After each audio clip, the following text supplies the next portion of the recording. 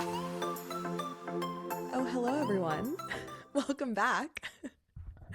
I have a very special guest today, the one and only guest I ever have on my podcast, other than Justin or Nikki.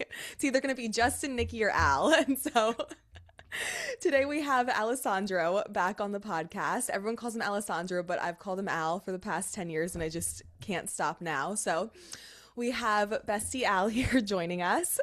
And I brought him on because of a session we just had. And I want to get into that really quick. But before that, I'll let Al say hey, introduce himself. You see, the big question is, what did I get myself into today? But It's the best day of your life. What do you mean? the best day ever, impromptu, all of it. Like all the things I would say don't get caught up in, I've been caught up in. So do as I do as I say, not as I have. But thank you for having me. Al can't get rid of me, is the thing. Mhm. I've just been around for 11 years now. He, he's not happy about it. So I have him on here today because I do weekly sessions with him, and they're every Monday at 11:30 a.m. Every week. You can count on me being there. And I was telling him this past Monday, it's Wednesday as we're recording this, but I was telling him, like, I cannot seem to, like, clear the trauma that I was still, like, feeling and experiencing from birth. And he's already laughing at me. and and I was like, what the heck? And so he looked in and I did actually still have like 64% of PTSD from birth. So I wasn't making it up, which some things I love to just, She make up in makes my up head. everything, but not this, guys. Not this. So This was not made up. And so I was like, what the heck? And mainly my problem that I couldn't get over it was like, I was like, what the heck, man? Like, I've worked so hard. I mean, I worked for like since I got pregnant on having a fast and painless birth and worked so hard on having a good birth. So I was like, how did I fuck up this bad that I felt like I got the opposite of what I was working toward? And I'm going high level with this right now, but then I'm going to go in and Al's going to like explain this deeper. But basically, Al was like, no, you got exactly what you created. You got exactly what you manifested. He's like, you got a fast and painless birth. He's like, the C-section took 40 minutes and I didn't fucking feel it. So I did indeed get a fast and painless birth. And then he also mentioned that he reminded me that I worked so hard on not like trying to tear my vagina. And can you imagine me going to sessions with Al and I'm just like, what percent match am I to tearing my vagina today? and you guys wonder why I drag my feet on this, and I'm like, do you really need me here? That's like 1% of 1% of what I get with her, just FYI. All right, continue. So that's just the beginning of what I bring to the table. But I was then he reminded me, he's like, well, yeah, remember we worked hard on like not happening. And then I was like, yeah, that's true. Like with a 9-pound baby coming out of me, like my vagina probably would have torn. So he was like, you literally got what you manifested. And I was like, well, no, because I didn't want to be medicated and I didn't want a C-section. And he was like, well, that you didn't specify that. And so then I realized that I definitely created what I was trying to create. However, all of my definitions and my specificity was very, very off base, very not on what I actually wanted to create. In my head, I knew what I was creating, but all I was doing was fast and painless, and that is indeed what I got. However, I missed a lot of Everything specific else. things. I missed everything else. And so I want us to dive into that. And that's why I brought him here, because I think that happens a lot. Or like people will think like, oh my gosh, I've been working so hard to get something and I didn't get it. But they did. They just had maybe a definition wrong of what they were manifesting or that kind of thing. So I was not sitting here going an unmedicated fast labor and birth and pain. Like I was not getting very specific with things. And so I No, want us to, what was that? no. So I want us to dive into that and how important getting specific with your creations are. So one of my, I'm going to kind of re-ask certain questions that I already asked you just so everyone listening can like understand too. But Sure. one of the things that I want you to go into and like explain, because the first thing I said to him was like, well, no, but I did create, like, what about the other 36 hours that I was like in labor before I actually gave birth? Because that obviously was not a fast process. And I know I asked you this already, but just act like I didn't. Oh, sure. Amnesia. Great. Okay, here for the first time. The first thing I want to start out with, I cannot say this enough, and I probably told you this the last time I talked to you. At all times in this lovely physical state, we're dealing with what I call an angry genie. Every movie, like Aladdin to, there have been tons of movies out there with genies in it. What happens every single time is a person goes, I've got the perfect wish. And they make the wish, and then somehow wishing for $1 million, somebody in their family immediately keels over. They've got $1 million. Yeah, but I didn't want the $1 million coming this way and kill off my uncle because me and him are really close. The universe, it's always going to take the path of least resistance. And you have to understand that that sometimes is, okay, well, I don't have a website, I don't have a business, I don't have all these things, but I want my money to come through my business. Well, you're saying it has to come within the next 24 hours. Your business is nowhere near being able to bring in money for the next 24 hours. So path of least resistance might be slip and fall accident, or it might be a car accident. I can't remember how many times when I was younger, I was like, I want to get a paint job. And the path of least resistance was somebody running a light or something, dinging my car, and then getting a paint job for free. So this leads to, we have to treat the universe as an angry, hostile genie. And at all times, it's going to find a flaw in what you say. And it's not that it is trying to trick us, but it is definitely trying to teach us a lesson. And that lesson is cover every angle, be able to see sort of outside the limited picture of this. It's sort of seeing in a fifth, sixth, seventh order way of going, what happens after that, which happens after that, and what is available for this to come in. So when we train intuitives, it's the same thing.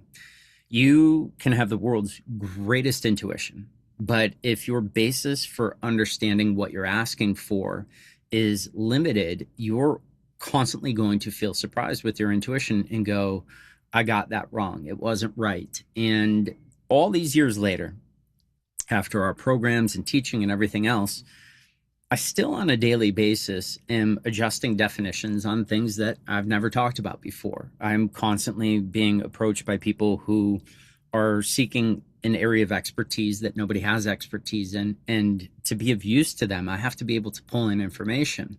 So I'm constantly having to change my definitions according to things. So taking it really simple, it's kind of like if I were sitting down with intuition and asking the question, is it going to rain today?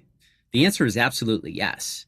But if I get more specific and say, is it going to rain in my backyard? That is a very, very different question from, is it going to rain in my city? So every single time you're going to get the answer correct according to what you understand. And this was sort of the big hack that I was like, oh, I'm going to hack the system. All right, source, I want everything I know and don't know included in this. And I'm testing for that right now. And then that backfired every single time. Angry genie. So I was like, what the hell is going on here? And then I discovered free will.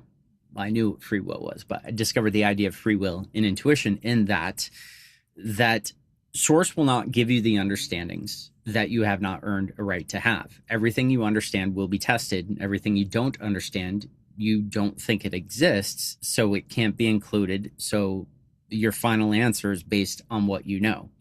So to be a great intuitive, you have to increase your knowledge of things. I like to ask the question, what else is related to this that I don't know is related to this? What else is connected to this that I'm not seeing?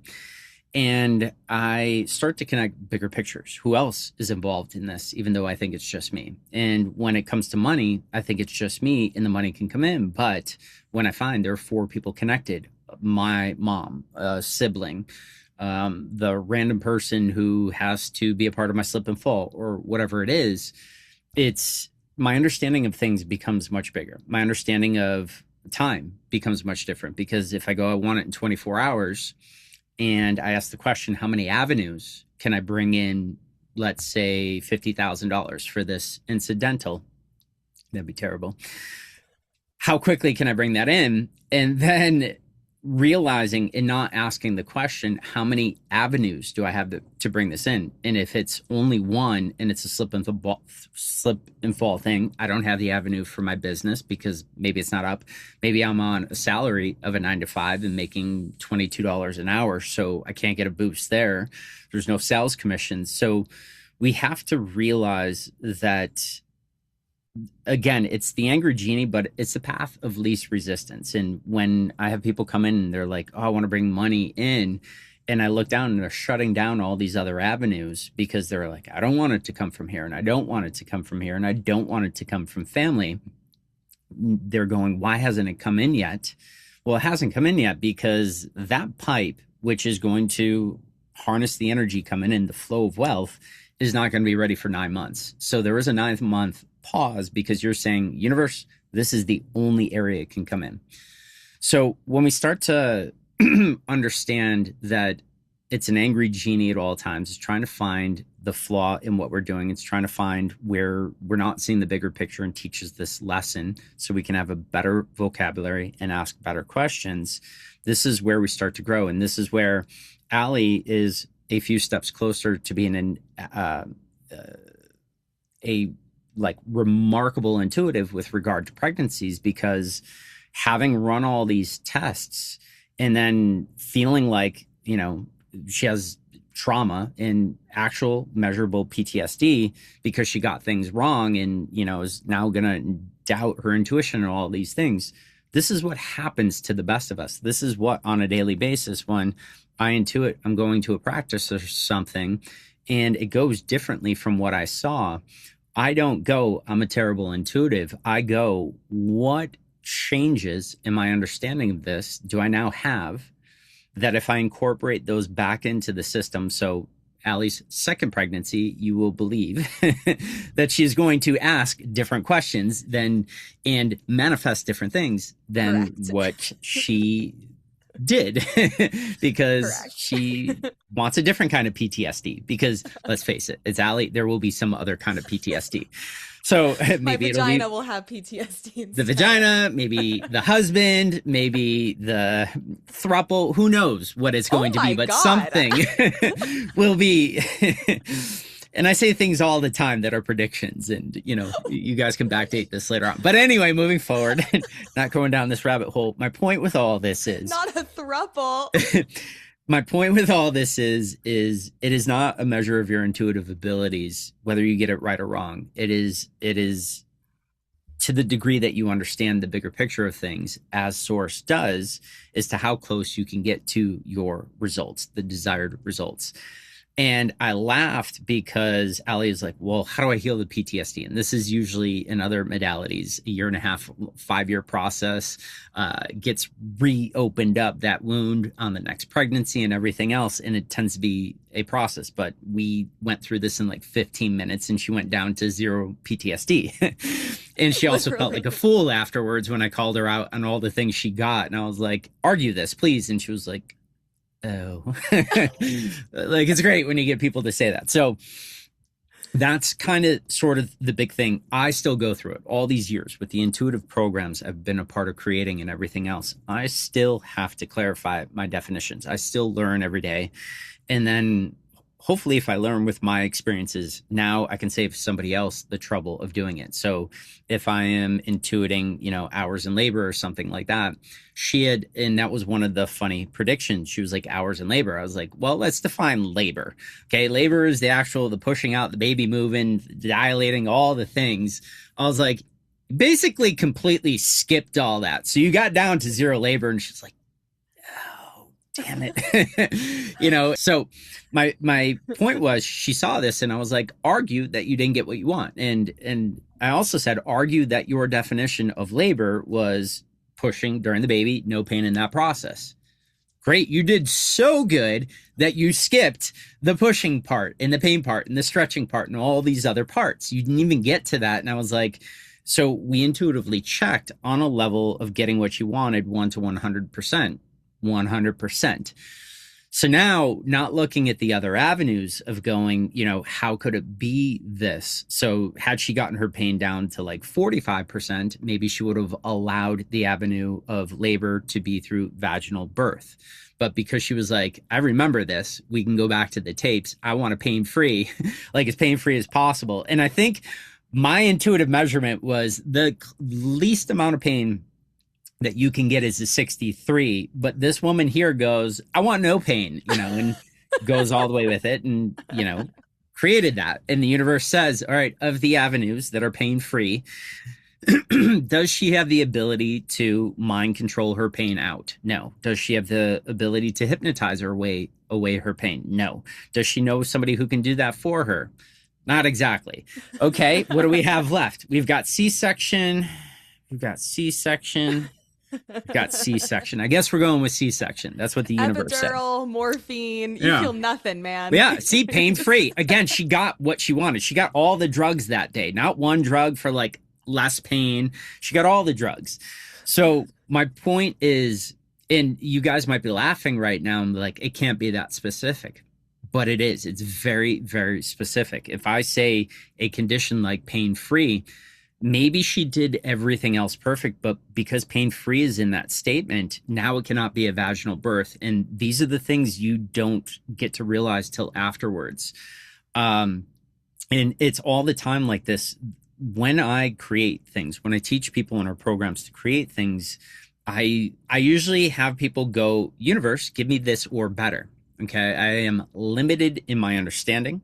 I am limited in my thinking of how things can work and my problem solving. If you see a better way to give me all of this and better, give that to me. And this, starts to put her in this position of this, like just that one little thing of her idea of the definition of pushing, that whole thing. I want it pain-free. I want to get it down.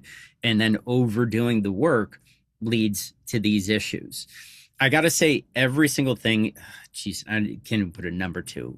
Of the 72 symptoms, she was like, I don't want to be a match to these things all throughout the pregnancy. She didn't fall short on any of them. Her definitions were off because it was like, great. She would tell, I want to get rid of this. I go, great. If you get an intuitive who can go, this is your definition on this, and this is what it means. But, when you have a STAR student, you assume they know certain things by this place and time. Don't ever assume that, because you'll end up in this position. So she did not. We did not check. And sure enough, she gets what she wants because she didn't check. So every time I set a creation, I go, these are the criteria. My next question is going to be, how many versions of this does the universe have to play with? If we intuit that in this scenario, she gave the universe one scenario in which it could hit all of the boxes. Now, had she said, universe, give me the thing that I will look back on and be in awe of and be so proud of myself for over the following years, that's a way different thing. Now the universe is like, oh, she was capable of a 42% pain. Let's give her that route. She's capable of a 5-minute transition from baby to baby out. She's capable, but she didn't know to ask for all these things. She had specific standards. So this is why I tend to think in terms of creating emotions, of the emotional state of going, I got everything I wanted and then some. So just to, for fun, to check on a level of creating, I emotionally get everything I wanted and feel proud of this. 1 to 100. Two. So her very specific rigid road of what had to happen, she forced the universe's hand on this and so many other things. But so we have to get specific. Those of you guys out there who say, you know, I want a pain-free birth, well, that could be vaginal. That could be, well, probably not vaginal unless, you know, drugs are You're involved or drugged. you're passed out, right? You pass out and before from the pain and you got a baby. Any of those type things, or, you know, it's one of those moments you're like, I gotta pee. And like, why is there a baby down there? You know, that happens too. But these That are was my options. dream. The dream. So when formulating the dreams, this is a sort of a part two of what I would encourage everyone to do. I do this on a daily basis. I ask this question: is this a new thing for the world, or has it happened to one person on the planet? And this is how I sort of set my criteria for universe. I would like this or better. Is I ask, has it ever happened before? What is the most pain-free birth that has ever existed on the planet?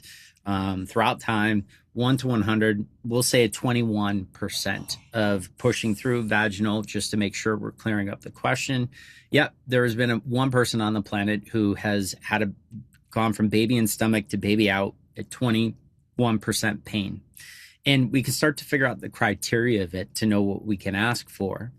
But from this, I'm going, this is the bar. This is possible. It's been done before. If it happened to them and I know what I know, why can't I be the second? Or why can't I maybe outdo that?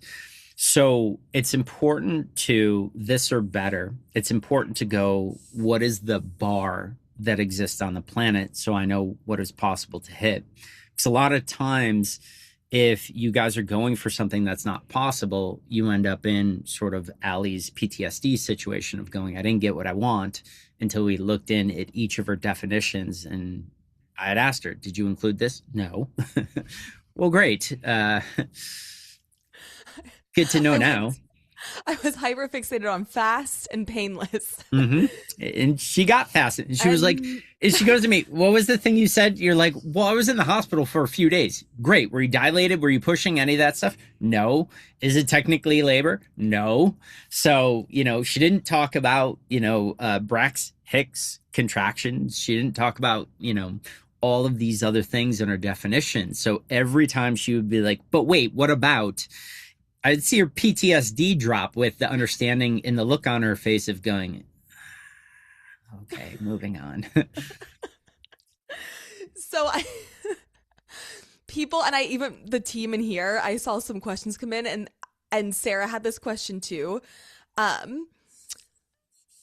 people were asking like what about the like pushing part? Yeah, like Bonnie's saying like but the labor was painful as fuck because of them giving me Pitocin and me trying to like labor without an epidural Great. for like so long. So you So, did have a few reflections pop up, just like we looked at was going to happen. I was like, I clocked, I think, two things that could have been derailing moments. One of those was probably financial. It's always financial for it's people, always but a financial reflection.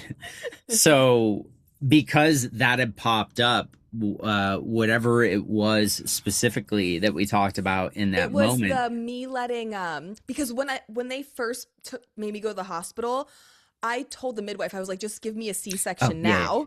because I know where this is going to end up. And she was like, no, like that's a little aggressive. I don't think you'll need one. And then I didn't listen to myself. And then so I prolonged Yeah. the process because I didn't listen to myself. So that was happening financially. That was that same story. It was missed because she had other things on her plate, which she always seems to have other things on her plate and a good excuse. It's not. But anyway, with all that being said, I'd like you to have a baby. uh-huh. I have many babies. None of them which I want. But anyway, the because of that process of exactly that not being addressed there financially, that thing hijacked so let's say she didn't have that reflection pop up, which we knew two things were going to pop up, and that one pops up about the financial. And financially, I can tell you at every level of success, the more successful you get financially, the harder the decisions are. Where in years prior, the first time you got to move $100,000 cash for your business, it's a little heart attack. Years later, when you got to move $10 million for your business, it's a bigger heart attack. You never get used to it because every year you're being asked of more than you had to deliver in other years. So these reflections, they're going to escalate to get to a level of mastery. Her financially not listening, like acting on her intuition and playing out scenarios or being told by other people, her bosses, what she should be doing in her life, and defaulting to them, reenacted that situation where everything she would have wanted with the pregnancy, skipping the drugs and all that, this was where the empath came in of going, I want it drug free and everything else. If she didn't get the reflection, then it might have just been, being put out, gassed, or whatever it was, local anesthetic, something that was significantly less than what she got would have been a possibility. But this is where, when I go into activities in my own personal life, things that are very, very hard to control. For the past year of my life, I've gotten into a sport that is essentially MMA fighting. And I'm going, great, I'm going to be so balanced that I'm going to walk away with 0 injuries. Well, there are 1,000 things that can happen in that scenario. And I've gotten pretty good at being on top of them. But every once in a while, one will slip through the crack because it's outside my filter system. So I could be creating the perfect scenario, but on the way over in traffic, somebody slams on their brakes and feeling like the stuff in my life in front of me is preventing me from going at the speed I want. And now, because I didn't deal with that imbalance, great, now that practice, which I had created perfectly, has to communicate that, because that is currently where my undivided attention is. So because her undivided attention was not financial, which it should have been financial because it's always supposed to be financial, because it was not in financial, because she was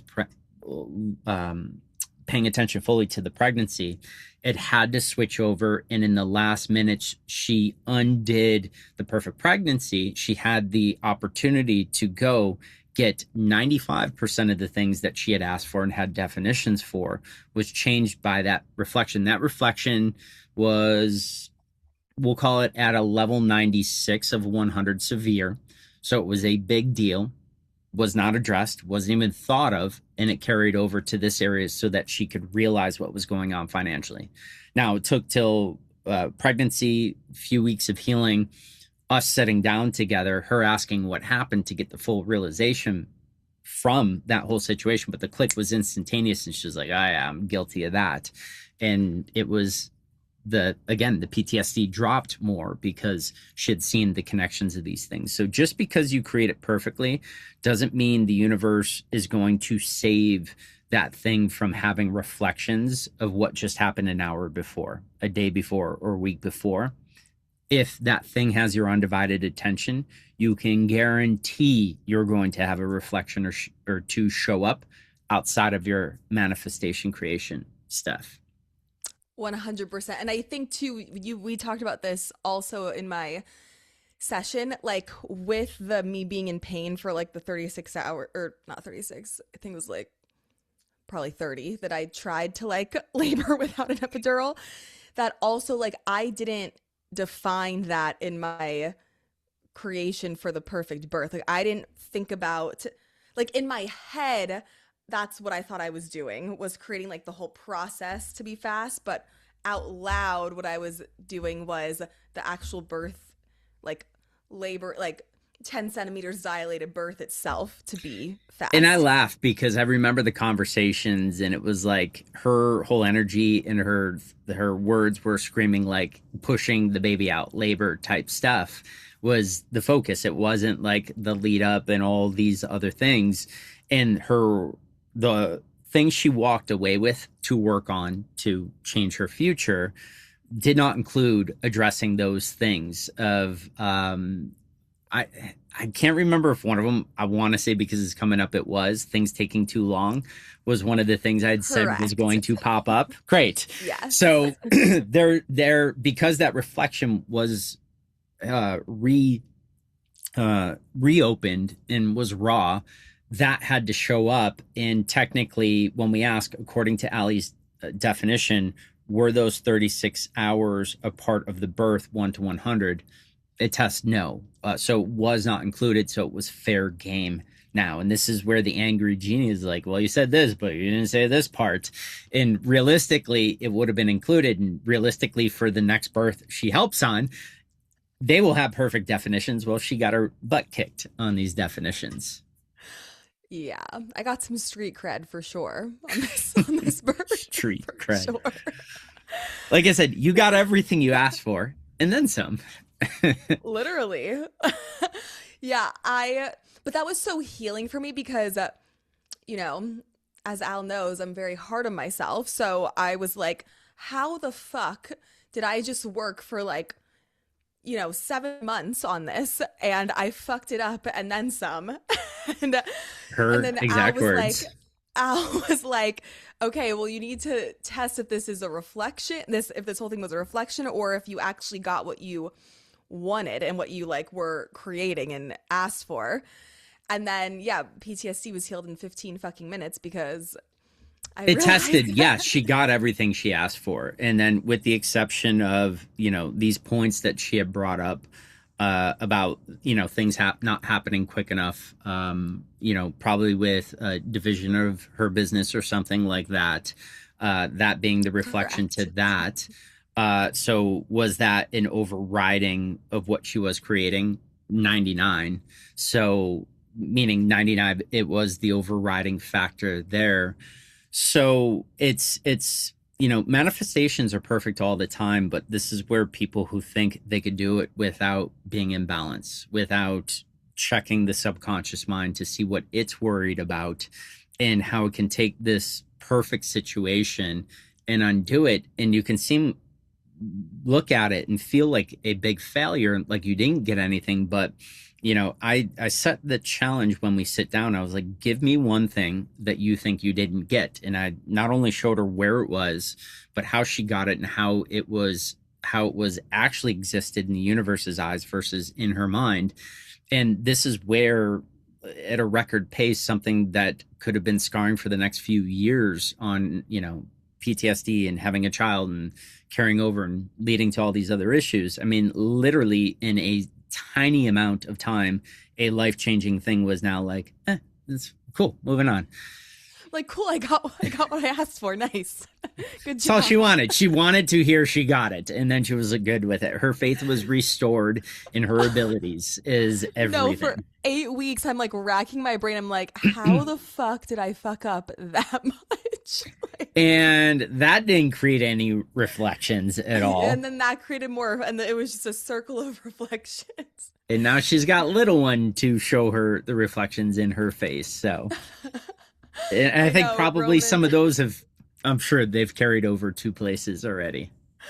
I get so much anxiety about Roman for no reason, and then I'm so embarrassed to tell Alex. I just know he's gonna laugh at me because that is always usually my go-to of laugh. It's like, great.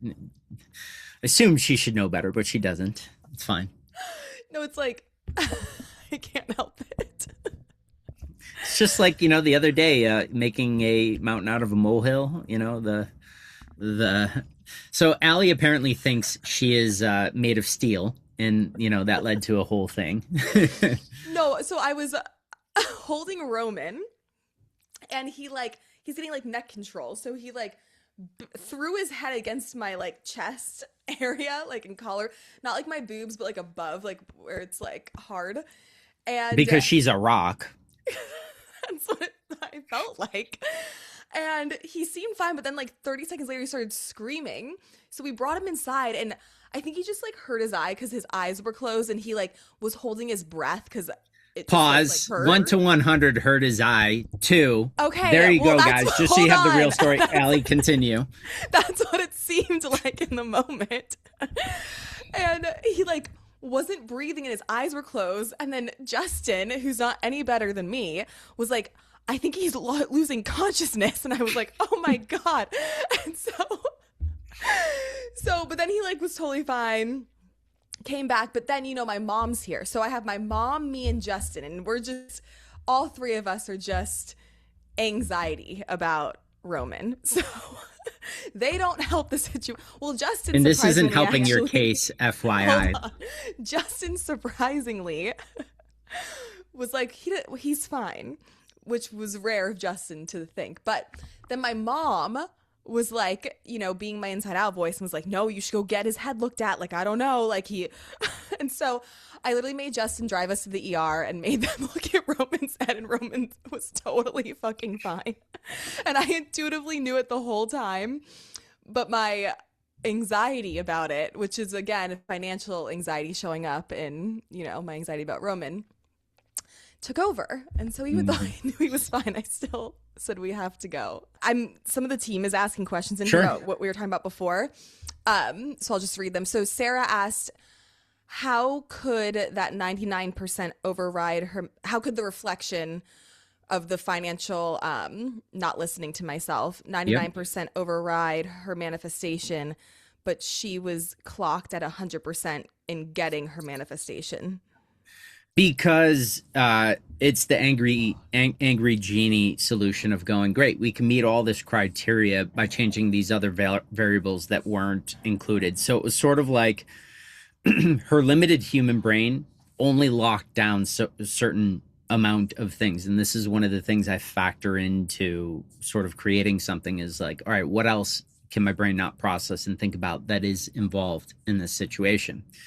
So this is where the angry genie goes, you have an uncle who could die tomorrow to give you this money.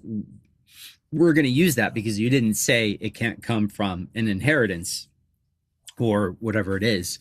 So it perfectly found the areas that were untouched that would have gone her way if she wasn't in the reflection, because there would have been no need for those things.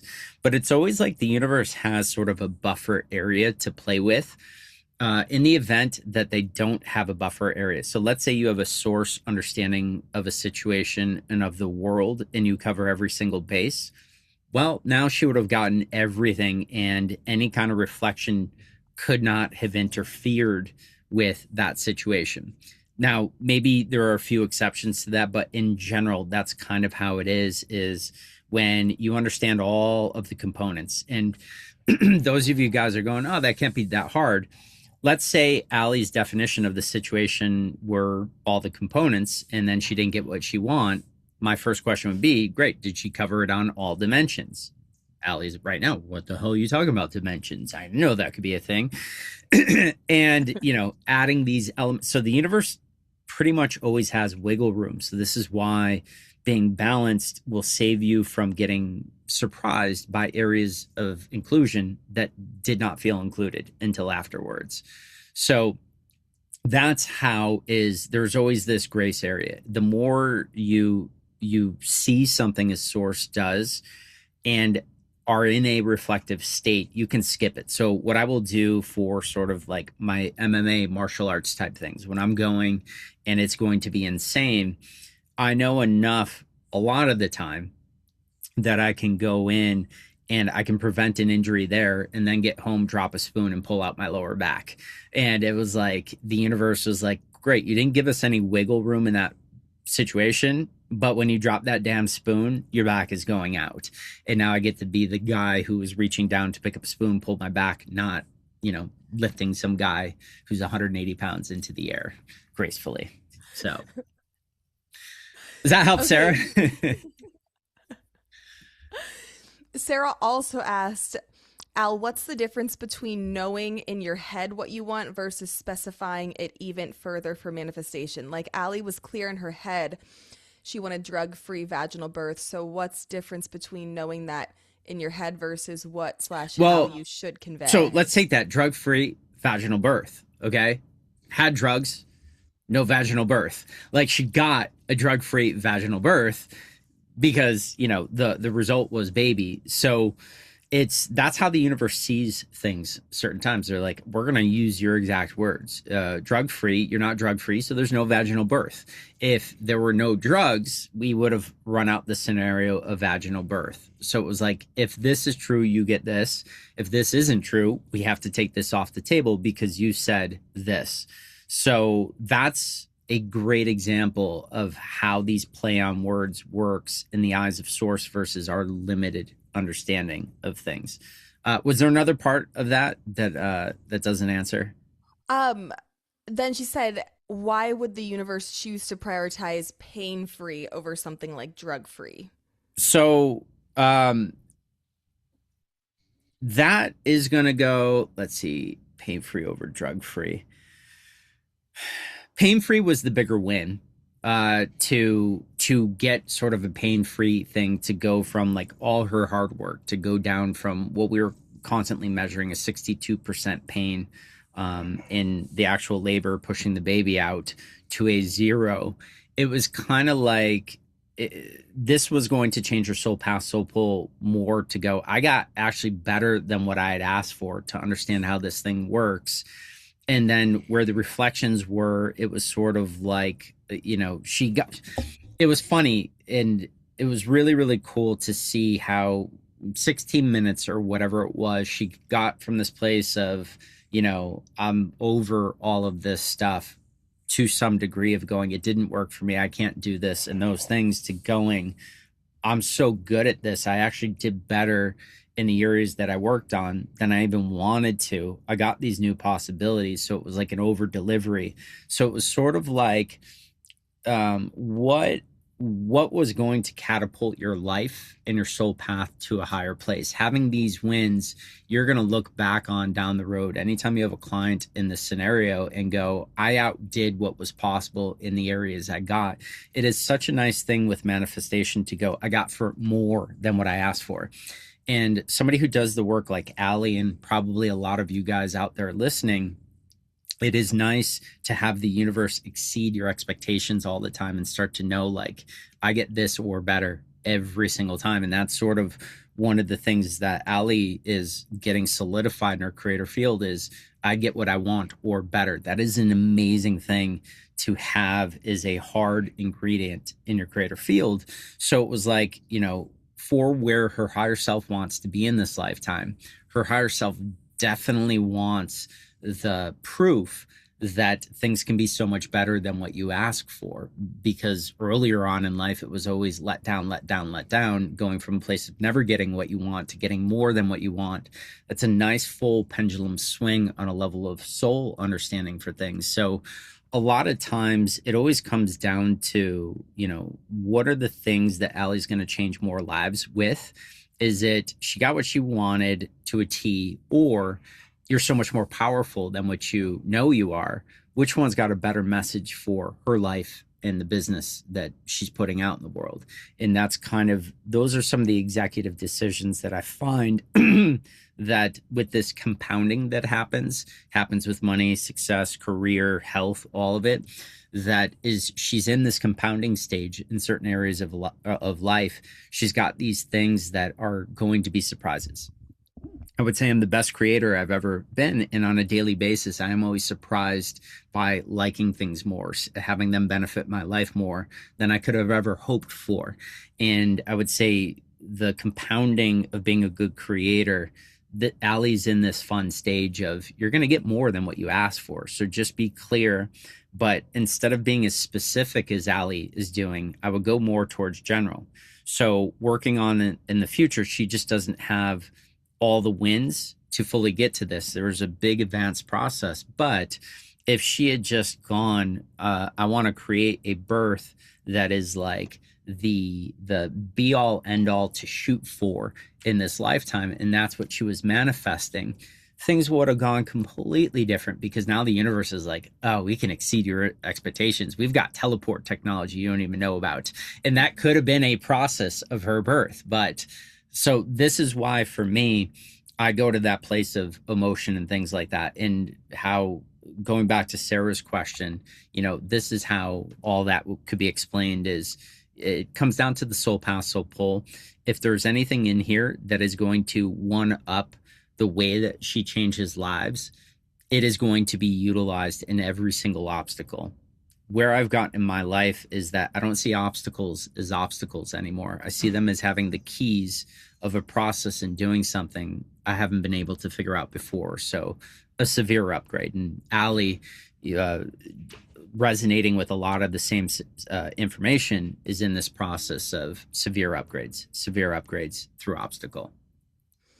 So in when we were in our session, you like compared it to like someone losing their someone doing all this work and then like losing their job. So basically he was Al was like, yeah, like someone who works super hard, you probably didn't get like losing your job probably isn't a reflection, it's you getting what you want. You're just like the job has you have to lose a job because you're no longer in alignment for that job anymore. Like you've shifted so much that now you like literally are not an energetic match in like a good way for that job, which happens a lot to people who do this work. But can you dive in for everyone listening, like the difference between a reflection and getting what you want? So like in my birth scenario or in like losing your job, like how would someone who's just listening to this for the first time know if it's a reflection or if it's like actually they created it and it's helping them, it's actually getting what they want? I can actually simplify this for you guys. The problem is you need intuition to do this. So those of you guys who don't have ask and get intuition yet, motivation to get this. But in that scenario, I deal with a lot of people who, are making life decisions on, do I continue my marriage or leave my marriage? Do I marry this person and start a life with them or not? It comes down to one really simple question, and it really will change everything if you think about it. So in that scenario, if that person were to ask, how many growth lessons are in this? How many lessons are left in this? If the answer is 0, what's probably going to happen is you need some sort of earthquake type thing to decimate every single structure, because building new structures without having to go through that whole process is going to be exponentially faster. So that person losing the job is supposed to be making we'll say double the money in 4 months from now. But if they didn't have this happen for the job, if they weren't in a good place, they might get a small raise, and now they're going to overwrite and miss the double increase that was supposed to happen to their things. So I usually define it as asking, how many things are there left to learn? So how many upgrade lessons, life lessons, how many things can only this thing provide? If there is another scenario that can provide it better and it gets down to 0. So if it's how many more soul lessons do I have with this person at 0, it's going to be really, really hard to have 5 more years of a relationship when there was no benefit. Then if we can ask the question, okay, with next person to come in, how many lessons are there? 17. Now it's like, all right, fight of your life, divorced, hard breakup, the worst post breakup ever. But 30 days later, because you felt everything so hard, you actually got to a place of working on yourself for 2 or 3 weeks, and now are a match for this relationship. Versus had you been able to prolong things, wait a year and a half to get out of the relationship, that person who you were supposed to learn the 17 things with is now dating, and you got to wait for that time, and the universe has got to intervene in their guides. So I look at the whole process as, if I've learned everything I was supposed to learn here, and is part of the first condition, and then if there is a better place that I can learn more lessons, it has more lessons where this has 0. That is the difference. In a reflective stage, it's the opposite. There's 7 more lessons in this. It looks like you're about to lose your job, but you're probably not going to lose your job because there's 7 more lessons that have to happen. So this is how we sort of teach prediction in a very, very difficult world when there's a million plus timelines that could be. This is how we start to find it, going, look, soul's non-negotiable. There are 5 things left to learn here. Your time is not done. Well, we broke up. You'll probably get back together, or you'll probably be, friends with benefits for a while and not call it a relationship, but you're going to have to see these things out. Unless you're with somebody who can transfer them, that's a possibility, but the majority of people won't be able to transfer lessons and things like that. Yeah, so basically it's like you if you like are doing all of this work and you're like constantly shifting and learning new stuff, and then you lose your job or like something happens where it looks like shit's hitting the fan, it's actually like a massive upgrade Yeah, essentially. in clearing out of the things that would have held you back. So think of all those Hmm. things in the state Allie just described as a ball and chain that you're carrying. There's seven of them. A job could be a ball and chain. A best friend could be a ball and chain. A family member could be a ball and chain. Or sickness and disease with a family member you're helping could be a ball and chain. These are things that have to be disconnected because you're live as my partner would say, my heart is over there, my car is over here. If it's me driving, she says I'm an old man. My heart is over here, but I'm over here still. That's the process of the universe is going, heart's over here, energy's over here. You're a match for all this. We got to get this stuff out in like a car wreck instantaneous way. And that is where a lot of times when a client will say, my life has gotten chaotic, I'm looking in for the lessons and things and going, this is the greatest thing ever. This would have taken you 9 months to end and clear out in your life. And it would have taken another 3 months to tap into these friendships. You're going to have this in 2 months now. So we don't move fast enough as humans, but the universe will move fast as hell for us. And it's great. This even is like if you don't like you mentioned something about like missing a timeline, like if you don't leave the relationship when there Mm. actually are no more reflections, then you could miss the timeline because the person you're supposed to date could go start dating someone else. I looked in on that for myself with if I didn't like leave dance when I did. Mhm. And oh my God, I probably would have been there till like 2 years ago. Yeah, Just so, because let's say you had stayed in it a little longer, you got better at creating, and now you're creating all this success in an area of a what I call an opposite desire. So it's sort of like an empty desire to validate all the things that we mm-hmm. don't think about ourselves as a kid and that we wish. So there was this cutoff time that if she learns these X skill sets within the energetic spiritual world, she can now manipulate, stay in this, have success. And it's very, very hard because she could have closed down enough avenues that the universe couldn't have got her out of it, that her higher self would have been stuck to it. And yeah, that is a potential problem. This is why over at GLH, we do the same thing. We're like, look, you know this stuff, but your responsibility is that of like a mini god because you can really, really either help or screw people's lives up by changing things that you shouldn't be able to change, is what it is. So a lot of the times, like for Allie, like she was talking about, her higher self was like, oh, we'll get her out before this. These events are non-negotiable for her when they happen. It will be a no-brainer for her to get out.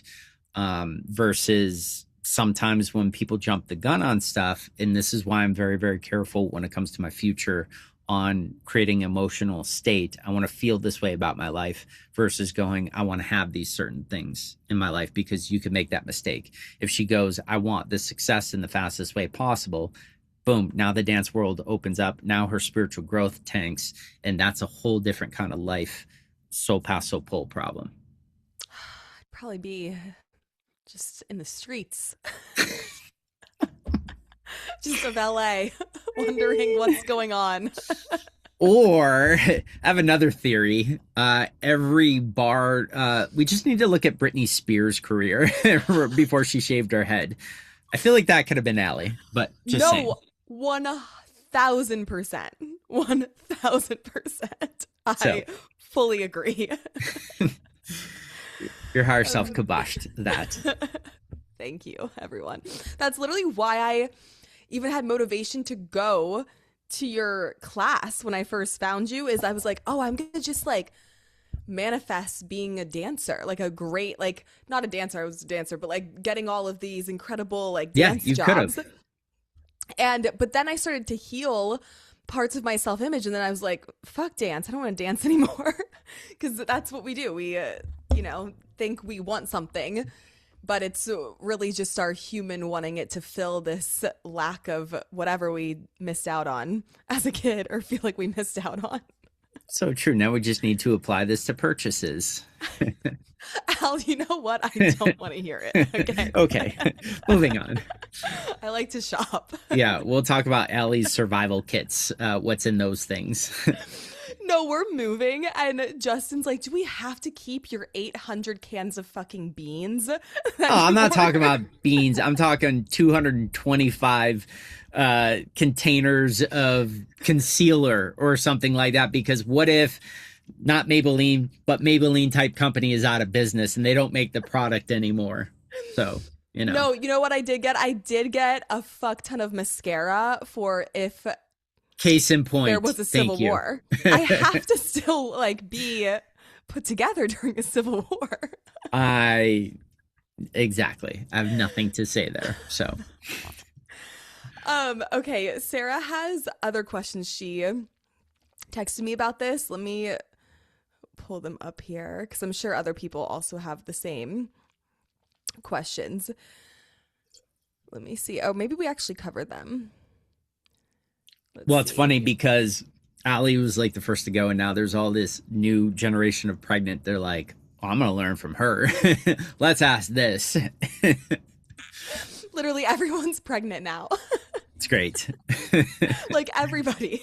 I know your whole like everyone connected to you. So I'm going to Literally, leave it and over some there for people now. who like haven't told people yet, so like we can't even say, but like so many people have gotten That's hilarious. pregnant. And so Sarah is pregnant for anyone who hasn't heard that yet. Which is so exciting. She's like 20 weeks pregnant now. Um, Sarah said, Al, clarify the C-section was a reflection as well, right? No, it was the manifestation. It was sort of how we meet all this criteria, plus with the reflections she has going on, not listening to herself. But the C-section was basically the manifestation because has she gotten to the hospital, it's like, nope, I don't give a shit what any of you guys say. I for sure need this, and got it. I mean, it would have been all done and out and everything else, the trauma, the stress, all the things. I would have at the hospital, if it were me, I would have intuited this is exactly what I asked for manifestation. A percentage of not getting what I wanted, 1 to 100 would have been at 2. So I would have been like, done deal, C-section, let's go. Might have checked a few of my manifestations, like, does this manifestation equal this? Does this equal this? And if the answer were yes, which it would have been on all of these, I would have been like, yeah, we're going through with this. I don't care how many years you've been doctoring. It doesn't matter. This is what I want. Give me what I want. Yeah, the C-section was, Sarah, the manifestation because it was fast and it was painless, and that's what I manifested. And she wanted zero pain vaginal birth, like during, having the baby, but she didn't, her definition wasn't vaginal birth. It was, I don't want Birth. the stretching, the surgery after, all these things. So it was like, great, you don't want, we'll leave it perfect and intact, and we'll go this route. And there is no right or wrong in the eyes of source. It's all of it, and what is sort of the fastest way to get to your best version of self. And this was Allie's in this case. And the traumatic part for me, like in the process, the traumatic part after was like, what the fuck just happened? What happened? But in the process, the traumatic, annoying part was the laboring on Pitocin that I had to do after I didn't listen to myself when I Yeah. just knew I should have gotten a C-section. And that was the reflection. Like that was the, Yep. like, not Well, listening. it was also like, now we need to make this a very high level of you're never going to forget this. Oh, I won't. The universe always wants sort of a level 10 understanding within the brain, within the body, all of it, so that your whole life changes as a result of that. If she didn't hit that degree, even if she had hit, we'll say 70% of that, would it have had the same life change for her? Not even close. So that's where, again, the universe doesn't pull punches. They say, what is the exact right amount? And if it's under, you won't get the lesson. It won't carry through as long. It won't be her sort of compass in the storm down the road. This thing will change how she makes decisions in her life. So this is why There is a degree of what number does it need to be to stand out among the future chaos, the future storms in her life. So this is why those numbers are picked, why it's not a level 3 problem and why it's a level 94 problem, that type of stuff. Yeah. So because financial in the financial area of life, I was letting other people tell me what to do over my intuition of what I knew what to do. Hmm. It was like a perfect storm of that reflection to play itself out when I went in there on Thursday early and I said, just give me a C-section. And she said, no, you don't need one. And I was like, okay. And I listened to her. Yep. It was like a perfect Now, storm of letting that reflection play let's out. look at the other angle of this. Now, she's in this situation. This is a 45 in the bigger picture of her life. That financial situation is a 45. Her Of being 90, like bad. no, of being in a like life-changing situation. Like this Mm. on how it changes your future trajectory of the company and the lives you change and all that was a 45. There is a 91 that if you don't have this rooting in this skill set, that could derail everything when that comes up. So at that greater level, let's say we're talking about 10 times the amount of money, 10 times the exposure, 10 times the risk, 10 times all of it, and you don't listen at that one is a result of having gone through this, it could derail the whole source plan for your life. And this is why we get sort of ample preparations that lead when you're at that 91. It's guaranteed what you're going to do. It's guaranteed that the pregnancy, it's guaranteed it's guaranteed that the other probably 4 other major events that are going to prep you for that one day that is going to dictate the course of your life. When it comes up, you do the right thing. So it's all the things that you were talking about. But I also want you guys to see is it's about the soul pass, soul pull first. And if she does not have that level of rooting that she did not listen to here, it's millions of lives that are going to be in the balance of her next decision. And it's not an option. So why things go this way, little to do with the birth, little to do with this financial situation. This is getting you ready for the next grade, the next obstacle, extreme adventure. Yeah. So anyone like who might just be listening for the first time to this, one, maybe go listen to other ones first before this episode, but two, um, like when Al says like 45%, it's like the level of severity of not listening to myself in a financial situation only affected like 45%. Yeah, it was kind of like a test run in her life at Hmm. this point, versus there is going to be a real day where if she hesitates on not listening to herself, there are real repercussions that should not exist that could exist if she isn't fully trained right for that day and time. It's like a soldier preparing for war and, in basic training, having bullets and things shot over their head and training their adrenaline and their brain to be present in certain situations where the brain normally shuts off. There is a day where that training is going to save their life. There is a day for all of us, Allie, in this situation where, that's, 45, where she's in 91 of everything in the world hanging on the balance of that decision. She's getting prepped for that, just like I get prepped for those things. I'm in intuitive situations where I'm being forced to intuit things I would never in my sane mind want to intuit, but the universe is like, no, you need this skill set for this thing here, you're going to intuit later on. So we're constantly being sort of like soldier, put through basic trainings for the one day in the one place where we cannot detour from and be in a reflective state. Yeah, and so then what got created was that reflection in my birth scenario of like, oh, I didn't listen to myself when I knew how it was going to end up anyway. 36 hours later, and then I like had to go through this like painful, long, drawn out thing. And so that's just like a preview for what could have happened down the road financially if I didn't listen to that. And it could have been like a 10 million or 20 million or whatever that I would have lost or missed out on if I would have not paid Yeah. attention to listening to myself over somebody else. It's bigger than that, but yes.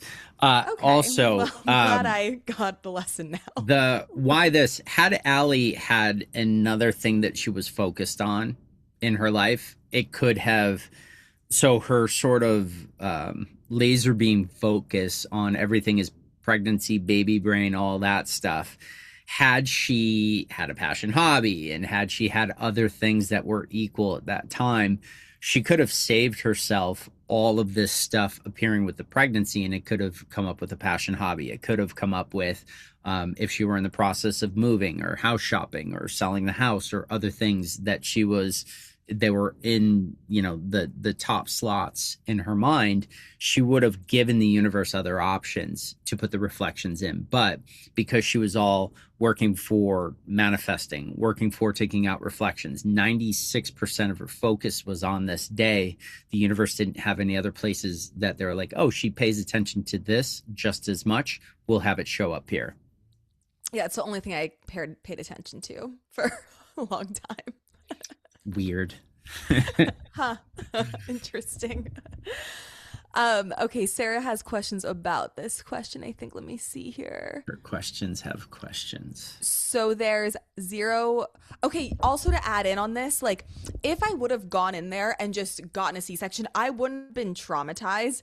What traumatized me was all the drugs leading up to that and the length and the pain and then being so out of it and then getting like it was like the length in itself. Like if I would have just rolled up and they would have just been like roll her back, do this, like it would have been scary, but I wouldn't have been like as Well, it wouldn't have been also as bad. thinking like I have an hour to shift this or all the poop has hit the fan. I mean, those were also part of that trauma of going like, you know, I'm not in a good emotional place. My brain has shut off and now I got to solve these reflections and the pressure of that in those situations.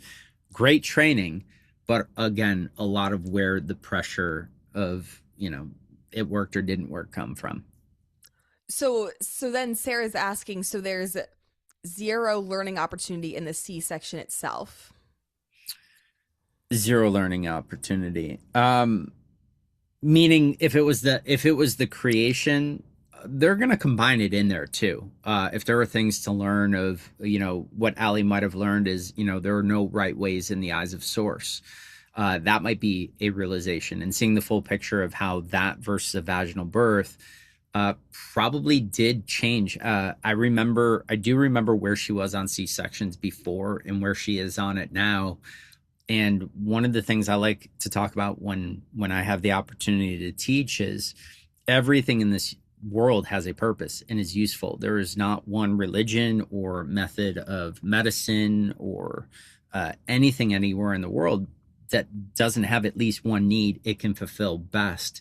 So this also opens up her sort of openness to, like, you know, having a client and them being so set on one way, being able to say, like, these are all the benefits of going this way. And, you know, your child wants this, your higher self wants this, source is saying this is the best way for you to get there.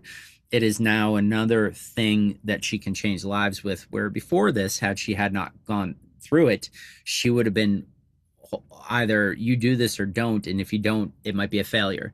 It's completely reprogrammed her ability to help at a higher level, is what I would say.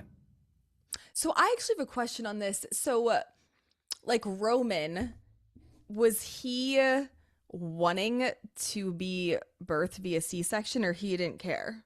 On a level of mattering to him, it was like a 2 out of a Not 100. So Yeah, that he checks was out. like, whatever, I'll play ball either way. This makes sense with his personality. He's so Yeah. chill. It was like, it doesn't make a difference. One of my friends, Lena, do you know Lena? Yes, I think Yeah. so. So Lena was like, she made him a sweater, and she told me she asked him like before he was born. She asked him like, "What kind of sweat? Like, what kind of clothes do you want?" He was like, "I don't care, whatever." I'm like that. See, fits. Checks out. Fits. He's like, I'm just here for the ride. He's just along for the ride. He's the chillest baby, Good which thing. makes me terrified for the next one. I feel like the next one's just gonna be psychotic. I second you're psychotic. I'm like, I'm You need another terrified. you. No, it is You gonna be need to me. complete your and Justin's amplification of crazy. I think it'll be great for you. 1,000. Yeah, she's gonna be me like times 1,000. It's great. If she's anything like my dog. Did your mom wish that on you? May you have a kid who is like you. Did she ever My say that dad to you? did. Oh, Yeah, good. no, I blame Vito. There you go. Blame my dad. I see a little bit of that in this. Your father's wish, Perfect. Thanks for that, Dad. his I curse, appreciate that. wish, you know. He's like, you'll see one day. He's like, I hope Hmm. you have a child just like you one day. I'm like, great. Perfect. Um, Sarah said, I can't understand it fully since you weren't 100% emotionally on board with the C-section, I guess is what you're saying with the C-section. And that's what I thought reflections were. Reflections are going, so reflections will typically be in the place that the chaos is not happening. So the way reflections work is we have this saying that I use all the time is the area that you think is an issue is not the issue. So if I am in an argument with my partner and I'm thinking my partner is not giving me credit for something or being stubborn, my partner is not the issue. My partner is reenacting the issue. So if my issues are with like what Allie's talked about with flying before, her issues were not with flying. She had realized her issues were in other areas of her life. And when she had tackled those things, she was like, you know, almost showing up with bells on in the situations of flying. And same thing with, I usually tell people this in our advanced understandings of reflections that the area that is a problem is zero of a problem. It is never that. You know, if I am struggling right now with dreading like what my body will or will not do, that dread and struggle has nothing to do with my body. It's that areas of my career aren't moving in the way they're being resistant, or you know, something to do with parenting is resistant and not opening up, and it has nothing to do with my body. And every single time when I go, okay, so this problem, the thing that is a problem cannot actually be the problem. It is a ghost. It is a reenactment that means nothing. So I'm very, very careful that when the physical obstacle is unfolding in an area, I know it means nothing.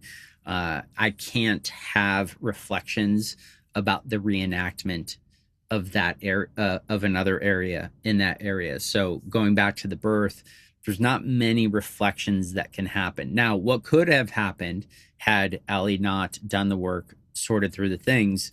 Now this PTSD of when it really comes down to serious and severe things, I am not good manifesting. That would have affected her probably if she was super focused on either getting her physical body back together after having birth, or probably with the launch of one of her new ventures. If she were working hard on that, it would show up there. That area, whatever issues were physically there, are empty issues, and it would go back to the birth. So this would have caused reflections had it sat longer than, you know, a week or so, whatever it took to start working on this. It would have been a problem. But because you jumped on it, that's how it works. So you are correct on the reflection aspect of it, but the reflection would have shown up in a different area later on. It's not sort of a right away type thing. That would just be way too confusing in the universe. Way too confusing. Yeah, I mean, it's so complicated when you've got 9 people who are thinking 9 things and all of them are getting exactly what they need for that reflection in a moment. Like, wrap your brain around that. And then, you know, add in this not being a law. It's like you blow your brains out. It's awful. It's all kinds of crazy. Hmm. Basically, the moral of the story is get very specific in how you'd like to feel after things and not specific in the actual physical thing. It's like So Like how much has man, Allie learned this lesson? 84. I predict there is one more thing to come up to take her into the 90s. But oh anyway, good. continue. Perfect. I hope it So the doesn't have to moral of the do story, Allie, is I hope it doesn't have to do with being drugged because I'm good on that one. weird. She's been anti-drug for so long. I Weird. no, that's my other problem is I'm so anti-drugs that I just got thousands pumped into me. And have we talked about how drugs could be a good thing? You want to see her put on the brakes and like go like irate. What do you mean drugs could be a good thing? No, we have talked about this because I've been trying to work through this for a while now. Mm, You okay. know, it's getting a little better. Barely. So I again, gotta if you figure it guys out want though. predictions, Well, you know what? I have to figure it out before like my kids are older because I can't be having them having a drug problem to balance me out. You know, ooh, I can't. We can't be look at doing that that. pre-prediction. Yeah, we're not gonna do that one. So yeah, Patrice says I was deathly afraid of needles to the point that I had to hold my mom's hand for shots. Then got diagnosed with an illness that requires needles to eat, breathe, and live. Diabetes.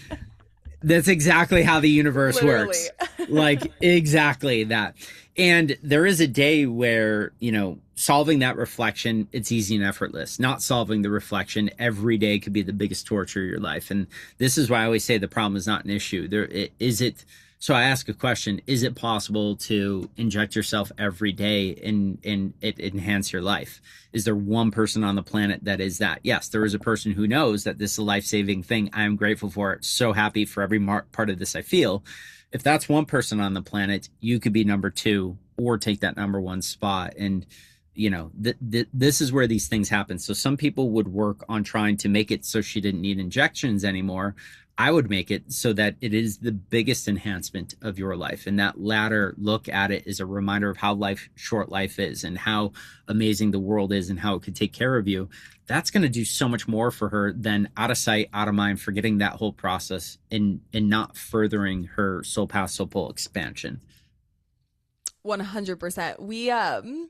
Sydney also on the team is pregnant. She's not in here right now, but she had a insane fear of needles too and did a session with Jonna about it. And Jonna got her like the root cause and the problem and she shifted and then she was like totally fine. She usually like passed out at every time Oh my she gosh. saw a needle and then she got pregnant and they take your blood so much when you're pregnant, like all the time. And so she was like, how am I supposed to be okay? Like pass out. How am I supposed to live? Yeah, and then she didn't pass out. So, Yeah, you know. it's amazing because the things that are typically traumas are not traumas. They're reenactments of something else. And we can clear trauma so quickly. Like I said, that's where sort of, the technology has gotten that, this should have been a huge PTSD thing for you. Probably could have gone in that direction, but your desire to not live with something a second longer than you need to. I mean, you cleared out something that could have lasted 20 years of your life or, Mm-hmm. led to other things. So that would be one of my big takeaways is the thing that I think is an issue in my life probably has no significance whatsoever and is very, very easily dealt with if you just handle it in the way that we're talking about. Yeah, I think that's a big one is, and you're going with this where I wanted to go with this anyway, Mm. and like the last few things I want to talk about. But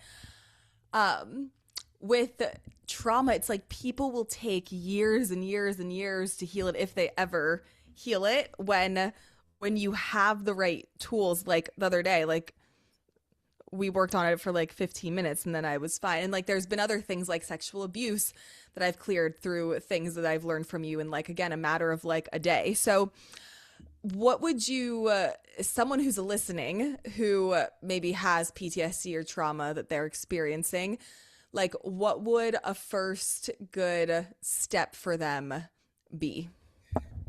The way I look at PTSD and all that stuff is either a real tiger versus a paper tiger. You're walking down a road and you see a tiger. The default response is typically to turn and run. that creature's animal instincts will kick in, toy, lunch, whatever, when you're running. But when you decide to keep walking towards it, wow, the tiger's not as big as I thought it was. Wow, it's not a tiger. Wow, it's a drawing. You know, those sidewalk things that you see on the internet where people are like, they realize and look down up from their phones, idiots. And they're like suspended in like this big pit they're about to fall into, and they freak out on the floor. It's kind of like that. But there's this law of obstacles that when there's an obstacle in front of you and you approach it the right way, which means you go, all right, what am I going to need in this position? If I'm in this obstacle, how do I deal with it? Great. I'm not going to avoid it. I'm going to walk towards it. If you take that plan towards it, you reduce the obstacle down to 10% of what it could have been. So if it was 100-pound obstacle, the greatest size it could be is 10%. So I look at trauma the same way as a combination of these two things is, you know, we allow it to become this lion that chases after us and hunts us down and wins every single time. But if we sit in the trauma, just like we sit in emotions, what happens immediately is if you can label the emotion, if you can see what it looks like and see where it sits in your body, you might feel 70% better in that moment. But when we run from the emotion, it's a lion that chases us down. So for the first part of that process, it's going great. Instead of avoiding this thing, I'm going to go right into the hurt, into the pain of it. And I'm going to start to ask questions. Why does this really bother me? Most people can't even tell you why being attacked or mugged or whatever it was.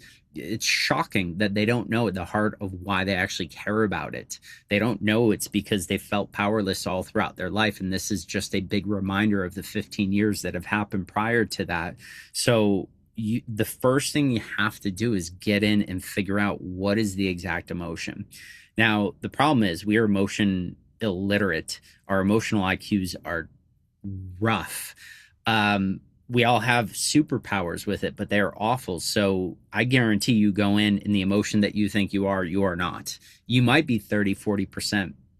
But the cool part about it is if you start with one emotion that you're 40% of being right on, you'll feel better right away and go, well, you know, I thought it was fear.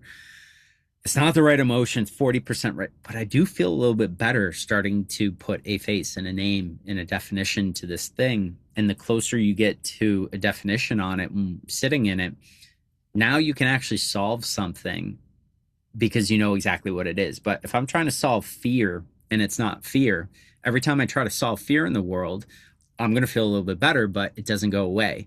So this is where intuition combined with emotions and walking towards the pain and asking questions. Why do I feel this way? You know, okay, but why about that? Do I feel this way? And then you find out, well, I feel like it means I'm insignificant. Wow, me being attacked makes me feel insignificant, which has been my story for the last 17 years of my life. Now, insignificance. Can you read things that make you significant? Can you start doing actions that get noticed that makes you more significant? There is a step-by-step process that you can create from yourself to dig yourself out of it, a very logical process. But if I'm dealing with fear, or I'm dealing with something I think is fear, but it's actually insignificance, every step I take for fear makes no dent on feeling insignificant. So for me, my first step is going, if I run from it, it's going to get bigger. This creates bigger lessons. Lessons are bigger and bigger dominoes throughout my life. And each one falls has more of an earthquake that happens from it. So I'm going to stop the pattern right here. And I'm going to ask the questions. What about this really bothers me? It's scary. Yeah, but scary. Why? Scary because you feel like you can't handle that pressure. Scary because you feel like you're never going to catch a break. We got to get specific. So I would say most people run from the emotions, don't ask why. When I have an emotion, I go, I'm not freaking moving until I figure out what my exact emotional state is, which is always opposite of what my human would say I am. So that would be my first step. I'm so distraught about this. No, you're not. What? And these are the conversations I have within my own being all the time. I'm angry about this. No, you're not. What do you mean I'm not angry about this? See, that's anger. No, you're not angry about this. You're feeling left out. What? Please. Damn it. Aw, are you feeling left out? See? That's usually how it goes. Yeah, yeah, it's super interesting. So, someone who, just like for one example, and then we'll end it here because we could go on forever. But for example, someone who maybe has experienced like sexual abuse in their life, can you, and they're listening to this for the first time, can you explain to them how that's actually like the trauma isn't that, it's Yeah. some emotional root, like cause of a different emotion that created that Yeah, scenario? so a lot of sexual abuse and things like that comes from not feeling special. Okay, so the universe is going to prove you wrong on that. So if you feel not special, the universe is going to throw more situations that are going to argue with that. The problem is the way humans think isn't the way source thinks and isn't the real picture of things. So the universe goes to the degree of not specials to the degree of proving you're special. So in this scenario, sexual abuse starts out at this, in school, some kid touched your above your knee a little too high, and that becomes traumatic, right? And that's the first domino to fall in much, much bigger ones. And then we get later on of, being in a peer pressure situation, little party, you're with a boyfriend, but you weren't expecting, and then you get pushed a little further than you want, and boom, there was another domino to fall. Now, the whole thing is to the degree of not feeling special means, okay, what is the facts of the universe? Each one, the person who crosses the line can get more and more and more trouble. So if I feel, level 100 not special, what is the universe's way to balance that out? I'm not talking what you think is fair. I'm saying what is equal risk to reward, or what is equal risk to, imbalance. So let's say I'm at a level 100. Now it is a person who maybe is married, has kids, has a fortune, and all these things. And in this situation, they will risk it all to do this thing because you are so special that they will risk all these things. We don't see it that way because we're like, it's the most evil of evil deeds. And I had nothing to do with creating that, but it's the universe going, you're so off balanced and so wrong about being special. We have to show you the ideal situation in the world that nobody would ever do in the world. Would a person lose and risk all of these things if this person didn't see you to be as the most special person or thing in their life? Doesn't matter if you think they treated you wrong or any of those things. Would they risk it all if you were not special? And the answer is no. So to the degree of not special you are, to the degree of special a person thinks you are, they will prove it with risk, and then you are in that situation. Now, what it does is it's not to let the person off the hook or anything else, but deep down their core emotional root is you were the most special being they've ever come across. They had all these messed up ways of communicating the love, intimacy, or the whatever embrace. They did all that, which was a match to the state you're in. But what it does do is it doesn't mean you're going to be best friends with them. It doesn't mean you're going to forgive them. It doesn't mean any of those things usually happen. You usually get to a place when you fully heal of going, I would relive that situation 100 times over because of how it changed my life for the better and the empowerment I got from it. But in that situation, what it does do is if you can get to a place of realizing how it was purely beneficial, not purely bad. It's the idea that there was no good that came of this. We are in a perception of only half, not whole. When we get to whole of going, wow, these are all the gifts, and I can speak from what people have said are traumas they would never want to live that I've experienced. That my outlook on those things, I would choose all of them again in a heartbeat, where having gone through them, I would have been like, why me? But now today I would choose them all again. And now it gets to this place of seeing the bigger picture of like, I'm so much more aware of tools and ways to heal and in touch with my physical body and understand my sexuality and all these things as a result of all these things here. So I see it as like a rocket booster.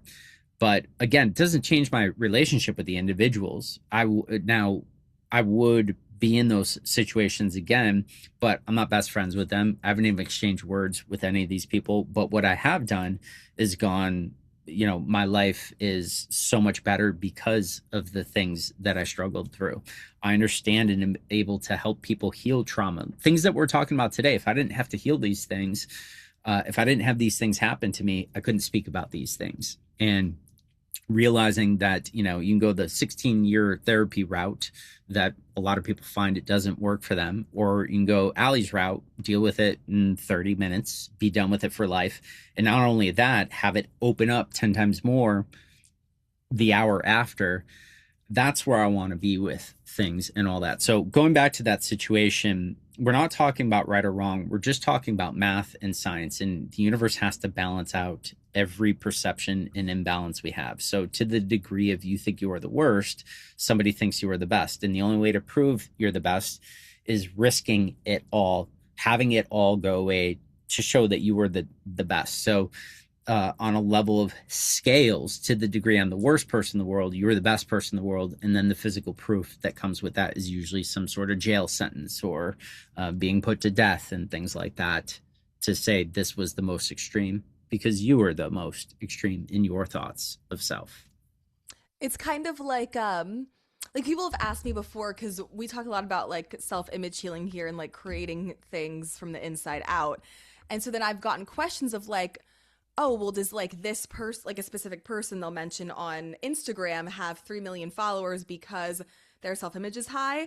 And I'll look in and I'll be like, no, it's actually so low that they needed 3 million people to validate them, to balance them out. So, Yep. And that's where it turns into like, now a contract from a label or a network or something like that.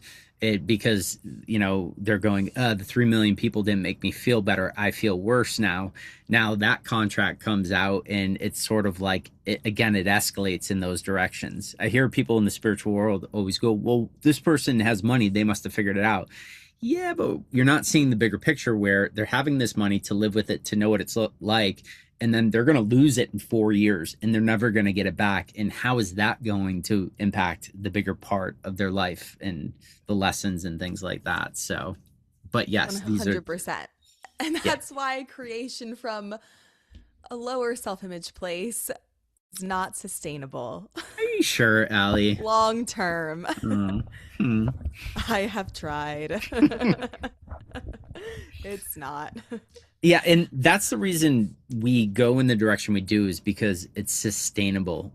When we build businesses, we can guarantee that every year will be bigger than the last year. And where some companies may have success for 6 years and then go bankrupt and never get a company again, this stuff is math and science. It's laws, and it is always you do this plus this plus this, you equal that. And that's how I want life to be. Is I want it to be a formula that again behaves. If I do the same thing every time, I get the same result every time.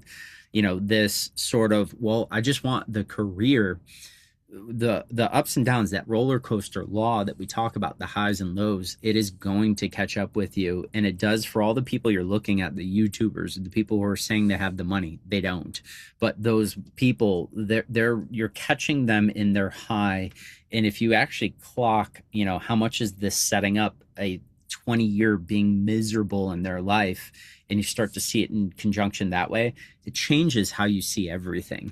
And this is the things that Allie helps people to see. I help people to see, is of going like, look, you're looking at a snapshot today, and, testing these levels guarantee this person will be here in 4 years. And sure enough, the time rolls around. They're like, how did you call this? How did you know this was going to happen?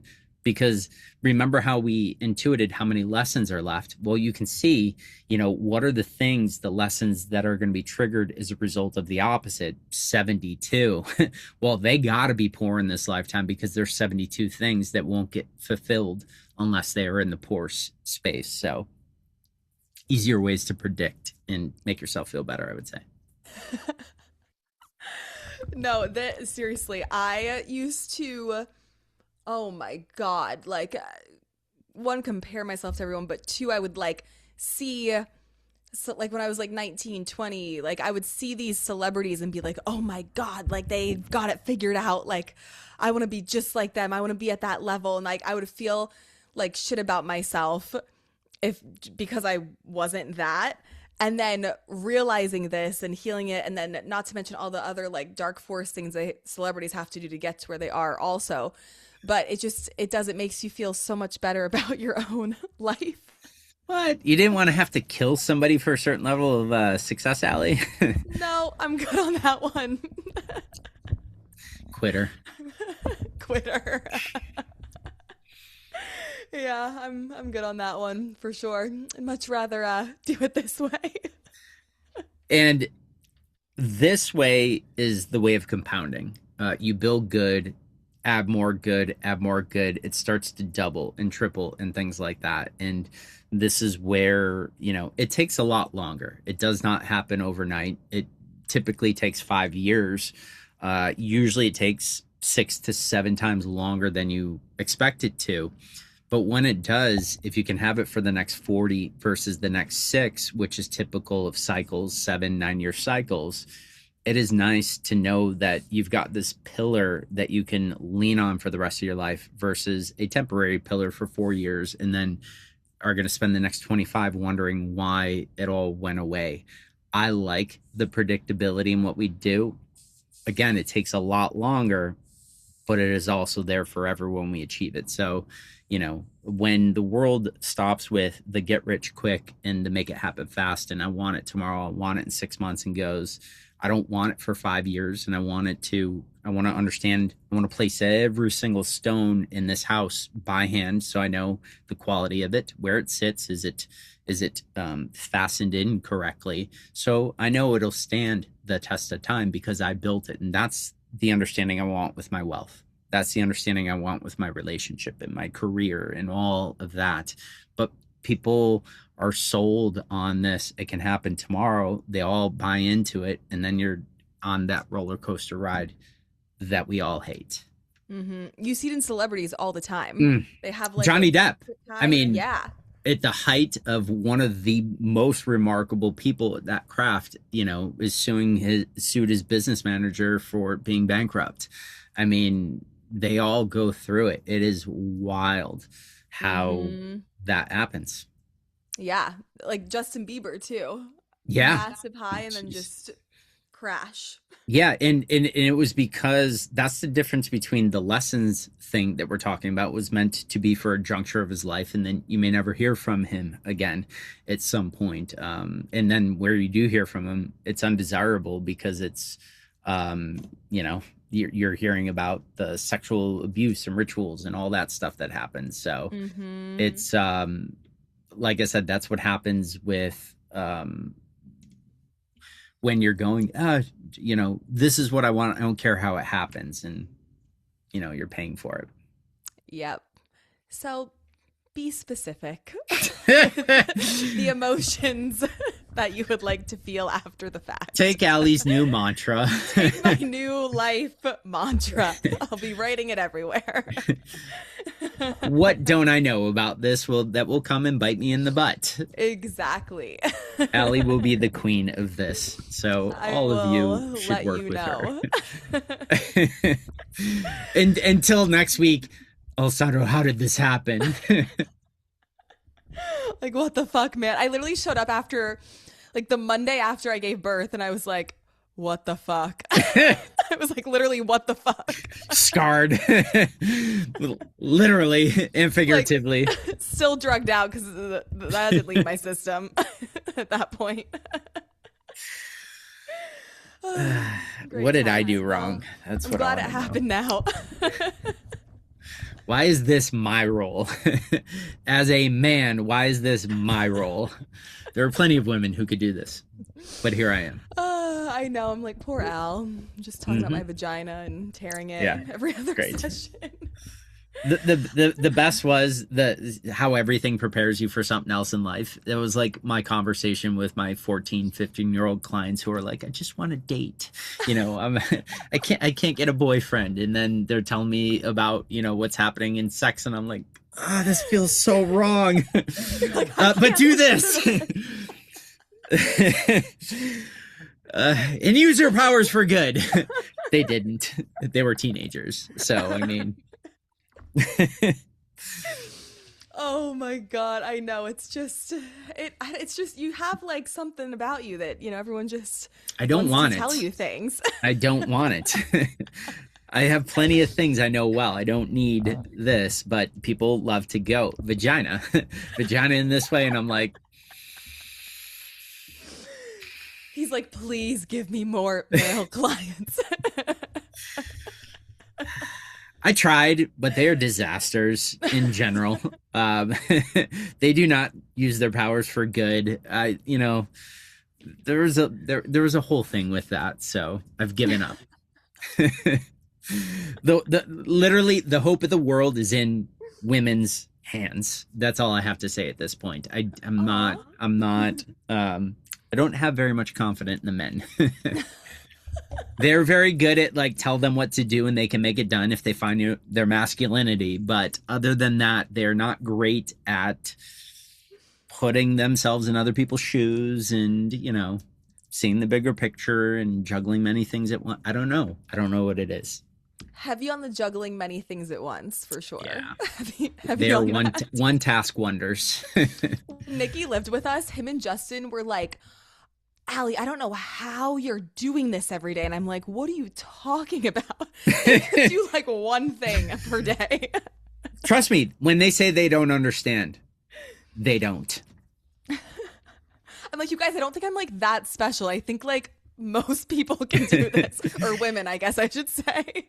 It's true. It is true. Like most women can do this. Like I said, some of the male clients I've seen, they have been problem children in creating like disasters within their wake. And I'm like, oh God. We're moving and Justin's all stressed out that like I'm not cleaning out my closet yet. And I'm like, I'll do it when I'm packing. Like, why do I got to do it now? He's very hyper fixated on this one task all day long. Case in point.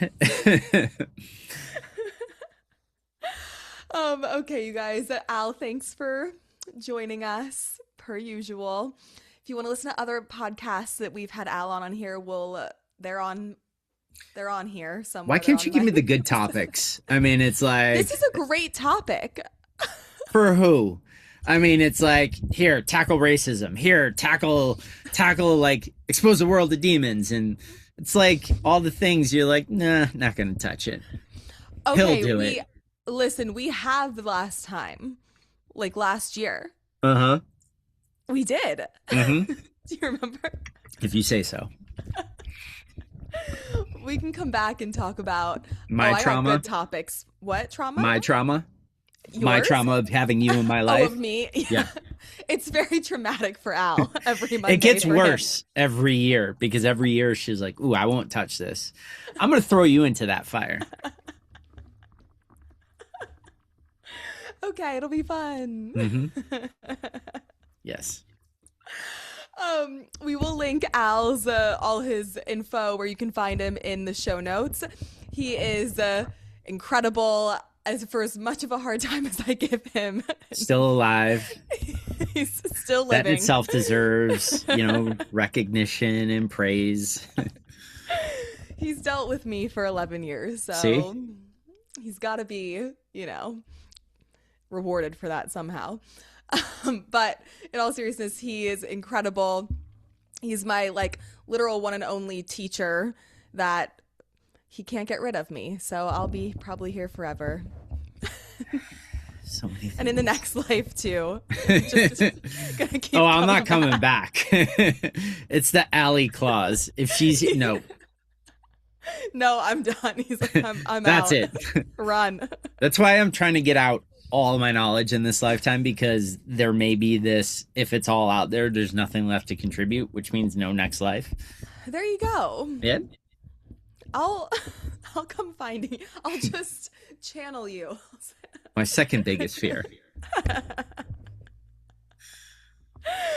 You can find Al and also go torture him every day if you feel the pull in the show notes. We'll link all his information, and he'll definitely be back on here, and we'll go Child into issues, vagina issues, intimacy issues, all the things That'll that I be on don't want to speed talk dial. about. Oh, that's good. Okay.